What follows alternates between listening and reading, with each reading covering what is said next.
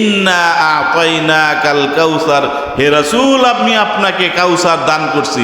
এই হাউজে কাউসারের পানি যারাই পান করবে তারাই জান্নাতি।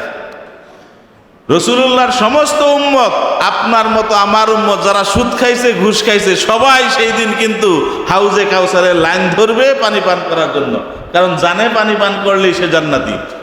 আর পানির পিপাসাও এমন হবে যে পানির তৃষ্ণায় মানুষ কলিজা ফেটে মারা যাওয়ার উপক্রম হবে, কিন্তু একবার মৃত্যু হওয়ার পরে আল্লাহ বলছেন লা ইয়ামুতু ফিহা ওয়ালা ইয়াহইয়া, দুনিয়ার জীবনে যে একবার মৃত্যু হবে এরপরে আর কোনো মৃত্যু নাই, কিন্তু কষ্ট এমন হবে যে মানুষ সেই সময় মৃত্যু কামনা করবে, কিন্তু আল্লাহ বলছেন লা ইয়ামুতু ফিহা ওয়ালা ইয়াহইয়া, মরবেও না বাঁচবেও না, এমন এক অবস্থা যে এটাকে জীবিতও বলা যায় না আবার সে মৃতও না, এত পরিমাণে কষ্টের মধ্যে মানুষ থাকবো।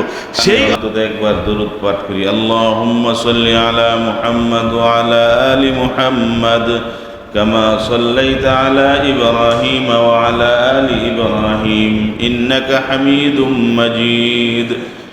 রাসূলুল্লাহ সাল্লাল্লাহু আলাইহি ওয়াসাল্লামের শানে দরুদ পাঠের বিশেষ লাভ হচ্ছে, আল্লাহ রাসূল সাল্লাল্লাহু আলাইহি ওয়াসাল্লাম বলেন মান সাল্লা আলাইয়া ওয়াহদা সাল্লাল্লাহু আলাইহি আশরা, কেউ যদি রাসূলে পাকের প্রতি একবার দুরূদ পাঠ করেন আল্লাহ তার উপরে 10 বার রহমত নাজিল করেন। 10 বার রহমত নাজিল করার অর্থ হচ্ছে আপনি যদি 10 বার ভুল করেন, 10 বার অন্যায় করেন, 10 বার অপরাধ করেন, একবার দরুদ পাঠের কারণে আল্লাহ আপনার 10 বারের অপরাধ ক্ষমা করবেন। অপরাধ হয়েছে, কোনো অন্যায় করছেন, ভুল হচ্ছে, হারাম কাজ, আল্লাহ রাসূলের শানে দরুদ পড়েন আল্লাহ তাআলা ক্ষমা করবেন। হবিরবাড়ি উলামা কল্যাণ পরিষদ কর্তৃক আয়োজিত মাসব্যাপী সিরাতুন নবী মাহফিলের আজকের এই অনুষ্ঠানে উপস্থিত সম্মানিত মুসলিম ভ্রাতৃবৃন্দ, সকলকেই হবিরবাড়ি উলামা কল্যাণ পরিষদের পক্ষ থেকে আন্তরিক শুভেচ্ছা এবং মুবারকবাদ জানাচ্ছি, যারা দুনিয়ার কাজকর্ম পেছনে ফেলে রসুলের মহাব্বতে রসুলের জীবনী আলোচনা শুনবার জন্য মসজিদে উপস্থিত হয়েছেন। রসুলের প্রতি এই মহাব্বতের নাম ঈমান। রসুলের এই মহাব্বতের কারণে কিয়ামতের ময়দানে আমাদের নাজাতের ব্যবস্থা হতে পারে। সম্মানিত উপস্থিতি, সিরাতুন নবী মাহফিলের উদ্দেশ্য হচ্ছে আমরা যেন রাসূলকে চিনি, জানি এবং রসুলের সুন্নত অনুযায়ী, আদর্শ অনুযায়ী, রাসূলের সিরাত অনুযায়ী যেন আমাদের জীবন যাপন হয়। দেখবেন মানুষ মৃত্যুবরণ করলে কবরে যখন নামায় তখন বলে বিসমিল্লাহি ওয়া আলা মিল্লাতি রাসূলিল্লাহ, আল্লাহর নামে রাসূলের উম্মতের দলে আমরা তারে সুপর্দ করে দিচ্ছি। অর্থাৎ এই লোক রসুলের উম্মত হওয়ার জন্য যেই সমস্ত গুণ বৈশিষ্ট্য দরকার তার মধ্যে এগুলো ছিল, এই জন্য তারেও যেন রসুলের উম্মত হিসাবে কবুল করে নেওয়া হয়। কিন্তু যদি আসলে আমরা বাস্তব জীবনে রসুলের সুন্নাত, সিরাত, আদর্শ অনুসরণ না করি তাহলে এই সমস্ত মানুষের দোয়ায় কিন্তু সেটা হবে না। যেরকম আপনি যদি পুলিশ হন, পুলিশের নির্দিষ্ট একটা ড্রেস আছে, এই ড্রেস পরলে তাকে পুলিশ মনে হয়। আর্মিদের একটা ড্রেস আছে, এই ড্রেস পরলেই তাকে আর্মি মনে হয়। একজন লোক আসলেই আর্মি অফিসার কিন্তু ওনার ড্রেস নাই, এখন উনি ইচ্ছা করলেও উনি যদি গিয়া বলে যে আর্মির ধরেন এক প্লাটুন আর্মি দাঁড়ায় আছে, উনিও গিয়া তাদের সাথে দাঁড়াইছে, বললো যে আমিও কিন্তু আর্মি, কেউই কিন্তু মানবে না, বললো না না আপনি সরেন, আপনি আর্মি না। তো আর্মি হওয়ার জন্য, পুলিশের দলে অন্তর্ভুক্ত হওয়ার জন্য যেই রকম একটা ড্রেস কোড আছে, দেখলে মনে হয় যে হ্যাঁ এই লোক আর্মি, ঠিক এরকম রসুলের উম্মত হওয়ার জন্য রসুলের আদর্শ অনুসরণ করা, অনুকরণ করা অপরিহার্য কর্তব্য। না করলে সারা দুনিয়ার সব মানুষ যদি বলে যে রসুলের উম্মত, কিচ্ছু লাভ নাই। যেরকম কোনো লোক আসলে পুলিশ অফিসার না, আমাদের হবির বাড়ির সমস্ত মানুষ যদি একজোট হয়ে বলে যে না উনি পুলিশ অফিসার, আসলে সরকার মোটেই মানবে না, কোনো মতেই ওনাকে পুলিশ অফিসার হিসেবে গ্রহণ করা হবে না।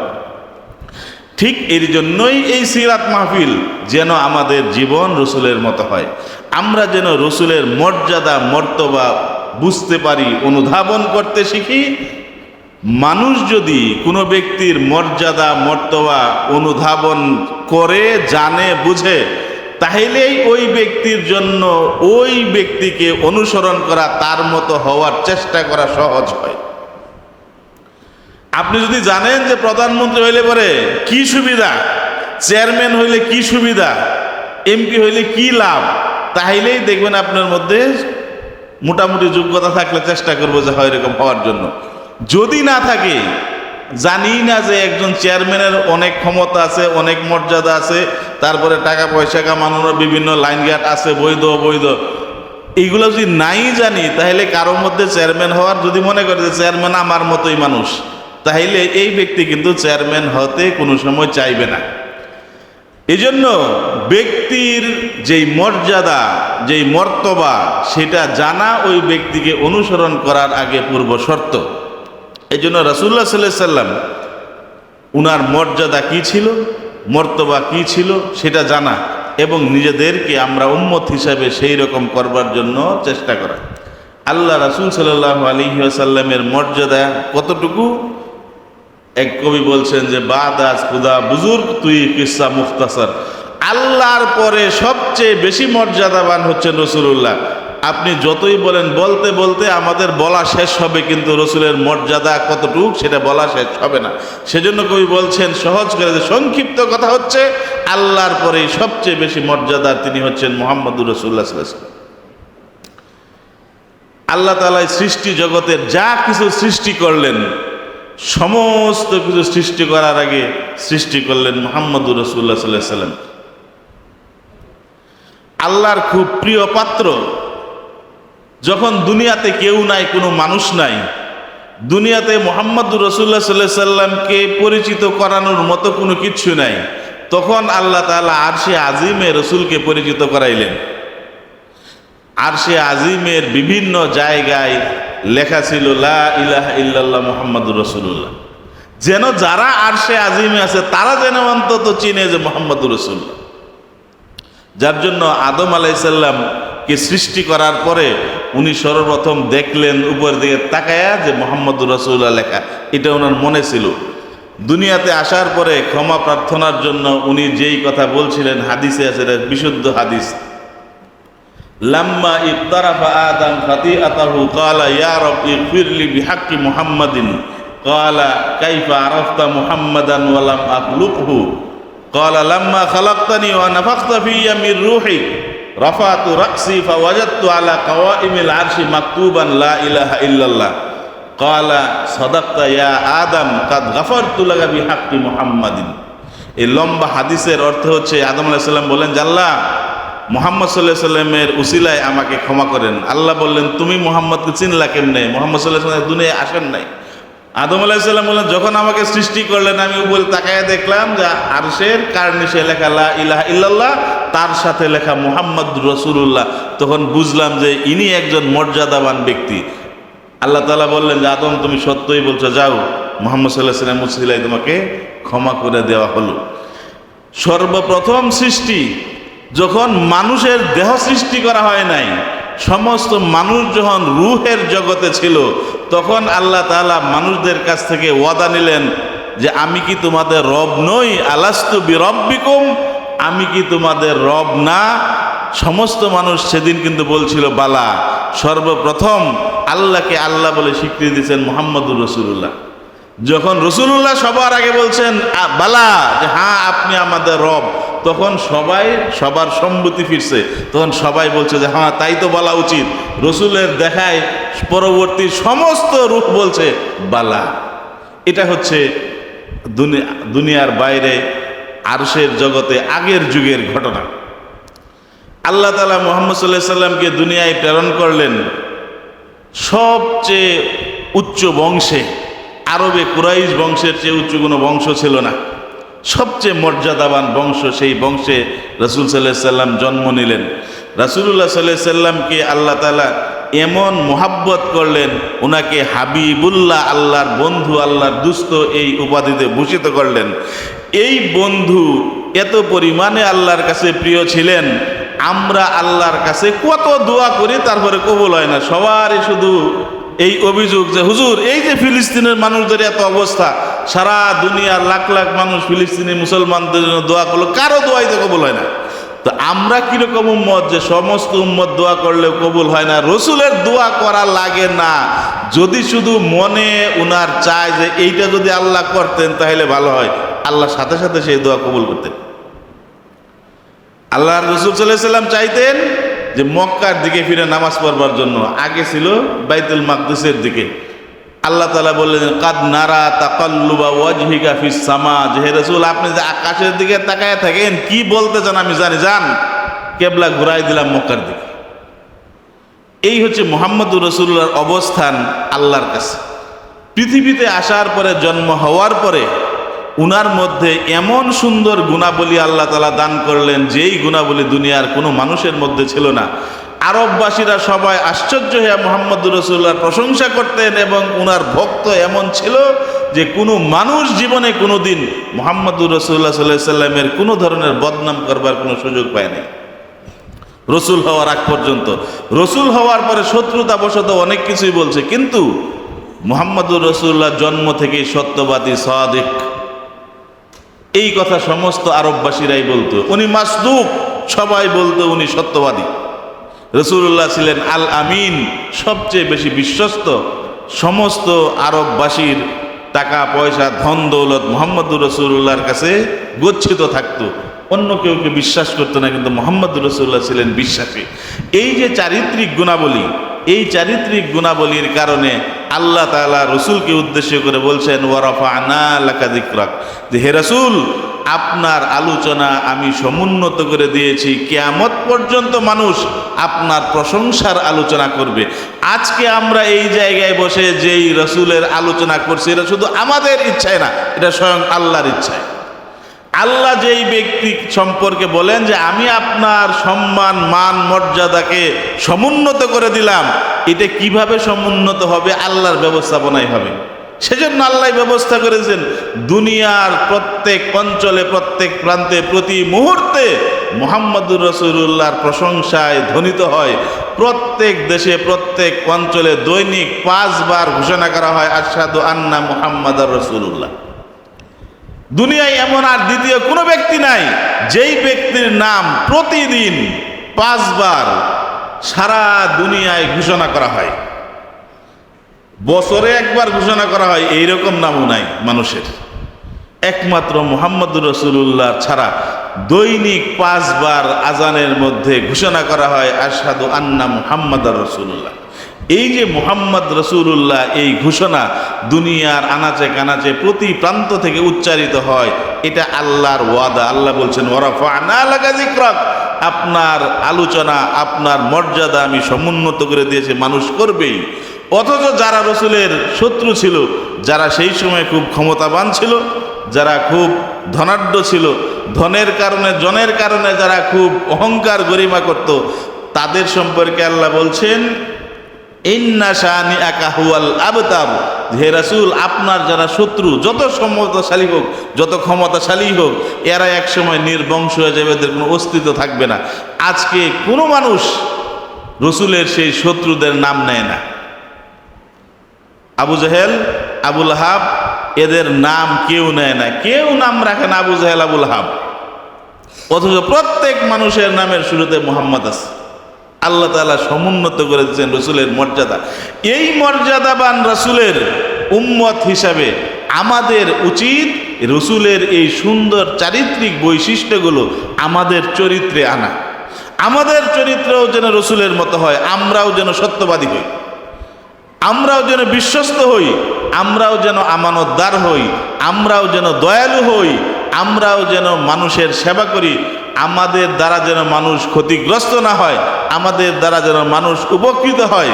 এই সমস্ত চারিত্রিক বৈশিষ্ট্য, সুন্দর গুণাবলী আমাদের চরিত্রে লালন করা, এটা হচ্ছে উম্মত হিসাবে আমাদের দায়িত্ব। এই সিরাত মাহফিলের উদ্দেশ্য এইটাই, কিভাবে আমার চরিত্রে, আপনার চরিত্রে সত্যবাদিতার গুণ আসে, কিভাবে আমাদের মধ্যে আল আমিন আমানতদারিতার গুণ আছে, কিভাবে আমাদের মধ্যে রহমান রাহিম দয়ালু, এই গুণ কিভাবে আপনার মধ্যে আমার মধ্যে চরিত্রের মধ্যে আসে? কিভাবে আমরা মুত্তাকি, আল্লাহওয়ালা, আল্লাহ ভীরু এই হতে পারি? সেই গুণ আছে। রাসূল সাল্লাল্লাহু আলাইহি সাল্লাম সবচেয়ে বেশি মুত্তাকি ছিলেন, আল্লাহকে সবচেয়ে বেশি ভয় করতেন, আল্লাহর হুকুমের ব্যাপারে সবচেয়ে বেশি আনুগত্যশীল ছিলেন। আমরাও কিভাবে এই রসুলের চারিত্রিক গুণ অর্জন করতে পারি? এইটা হচ্ছে আমাদের এই সিরাত মাহফিলের উদ্দেশ্য। এই জন্য আমাদের মধ্যে যেই উত্তম গুণাবলী আছে সেগুলো তো আছেই, যেগুলো নাই আমরা একটা একটা করে আমাদের চরিত্রে আনবার জন্য চেষ্টা করি। আজকে থেকে আমরা ওয়াদা করি যে জীবনে কোনোদিন মিথ্যা কথা বলবো না, কারণ এটা মুহাম্মদুর রাসূলুল্লাহর চরিত্রের বৈশিষ্ট্য না, মুহাম্মদুর রাসূলের উম্মতের বৈশিষ্ট্য এটা না। মৃত্যুর পরে যে আমাকে আলা মিল্লাতি রাসূলিল্লাহ বলে যে রসুলের উম্মতে শামিল করে দিল, রসুল তো কিয়ামতের ময়দানে আমাকে উম্মত হিসেবে শামিল করবে না। যদি রসুল বলেন আমি ছিলাম সাদিক, আমি ছিলাম মাসদুক, সত্যবাদী, সাদিক, তুমি তো ছিলা কাযিব, মিথ্যাবাদী, সুতরাং তুমি আমার উম্মত না, করার কিচ্ছু নাই। রসুল আপনাকে উম্মতে স্বীকার না করলে হবে না। আপনি আমার মধ্যে যদি আল আমিন, বিশ্বস্ততা, আমানতদারিতা, এই গুণ যদি না থাকে, কিয়ামতের ময়দানে রসুল যদি বলেন আমি ছিলাম আল আমিন আর তুমি হচ্ছ খায়েন, অবিশ্বস্ত, তুমি মানুষের আমানতের খেয়ানত করছো, আর আমি সারা জীবন মানুষের আমানতের আমানতদারি করছি, সুতরাং তোমার চরিত্রের সাথে আমার চরিত্র মিলে না, সুতরাং তুমি আমার উম্মত না, আজকে আমার শাফায়াত তোমার জন্য না। কিচ্ছুই করার নেই, জাহান্নামে যাওয়া ছাড়া কোনো উপায় নাই।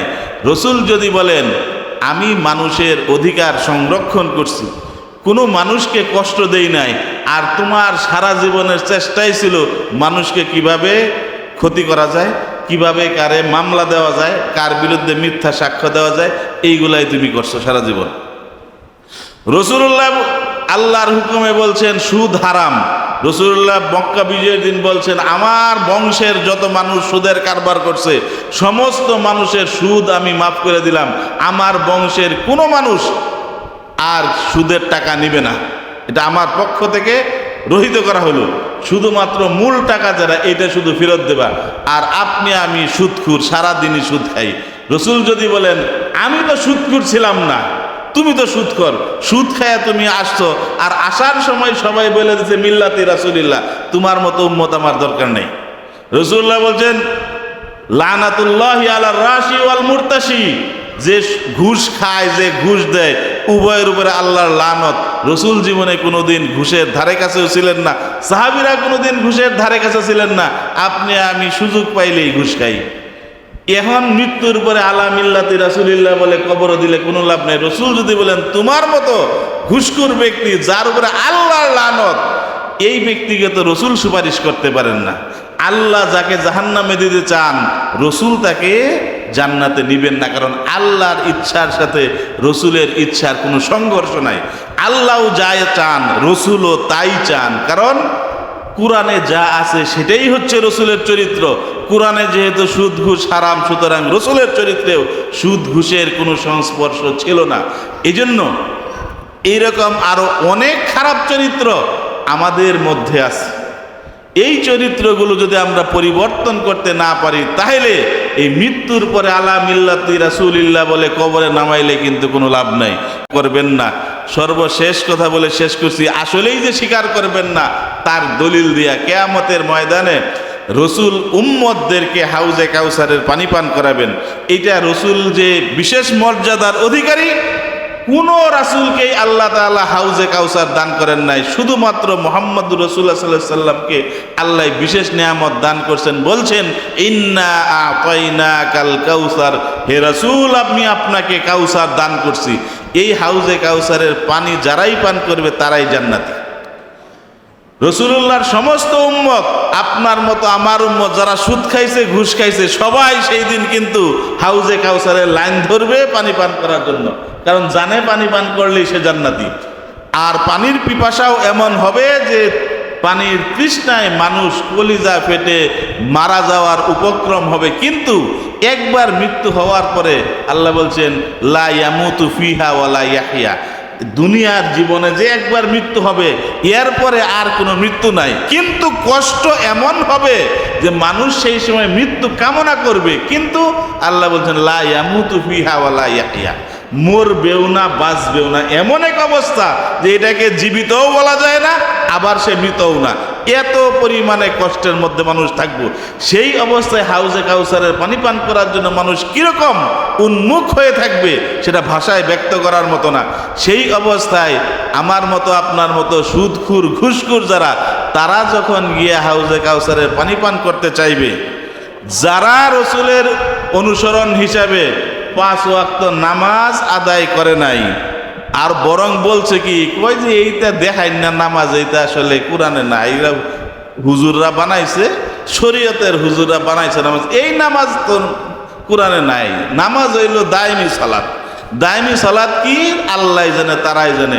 জীবনে নামাজও পড়ে নাই, অথচ রাসূল সাল্লাল্লাহু আলাইহি সাল্লামের শুধু সুন্নাহ না, আল্লাহর গুরুত্বপূর্ণ ইবাদত এবং ইসলামের যে মূল ইবাদত সেটার নামই হচ্ছে সালাত। একটু আগে যে আমাদের আব্দুল কাইম সাহেব বলছেন, আল্লাহ রাসূল বলেন আউয়ালু মা ইউহাসাবু বিল আবদু ইয়াউমাল কিয়ামাতিস সালাহ, সবার আগে আল্লাহ নামাজের হিসাব নেবেন।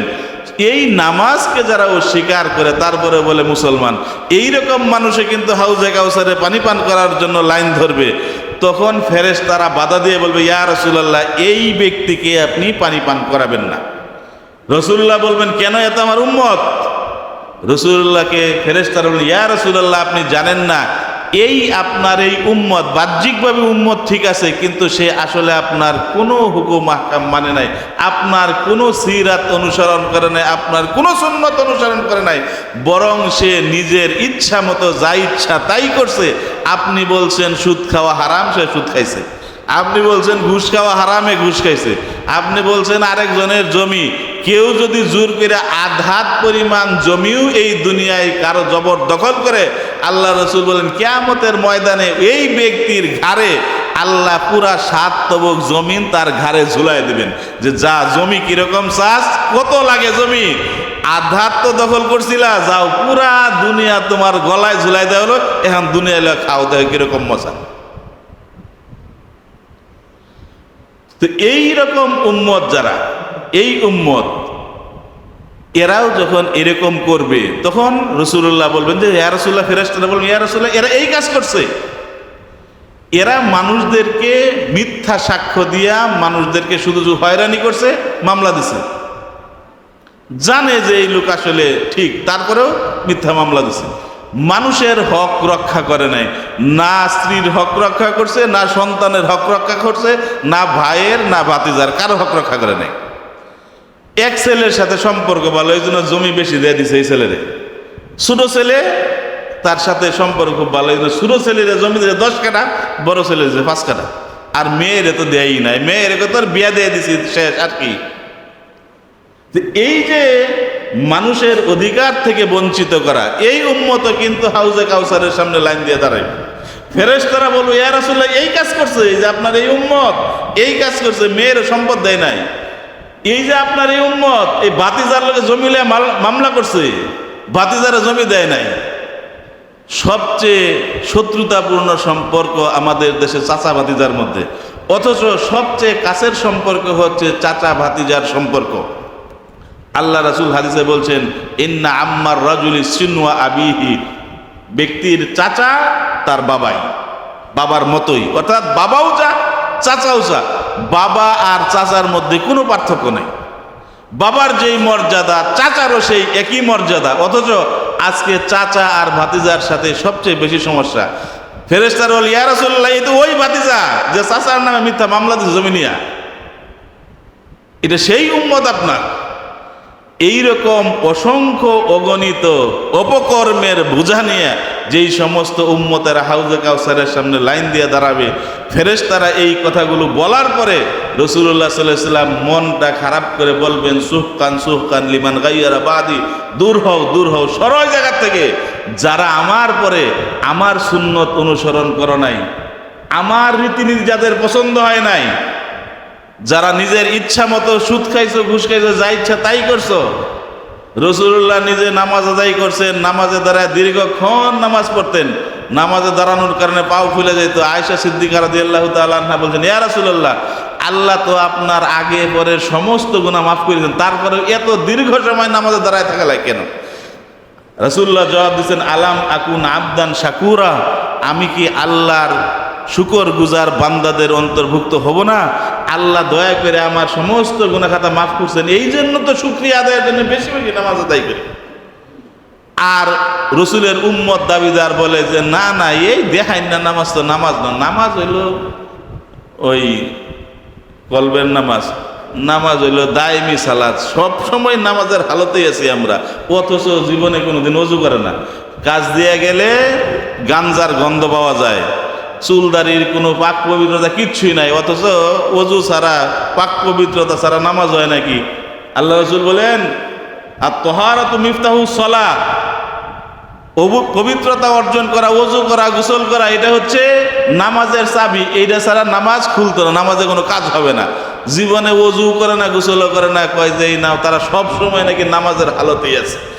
এই সমস্ত উম্মতেরা যখন হাউজে কাউসারের সামনে দাঁড়াবে, তখন রাসূল বলবেন, সুহকান সুহকান লিমান গায়্যারা বাদি।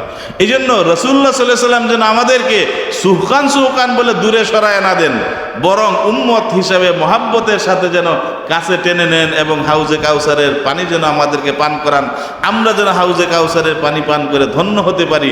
সেই জন্য আমাদের উচিত আমরা জীবিত অবস্থায় দুনিয়ার জমিনে রসুলের সুন্নতের অনুসরণ করা। সুন্নতের অনুসরণ করা মানে হচ্ছে আমার জীবনের 24 ঘন্টার যত কাজ আছে সমস্ত কাজ রসুলের নির্দেশনা মোতাবেক করা, এটার নাম হচ্ছে সুন্নতের অনুসরণ। এখন আমরা সুন্নতের কথা বললেই একদল মানুষ ওনারা বুঝেন কি, যে সুন্নত মানে কি, টুপি দেওয়া সুন্নত।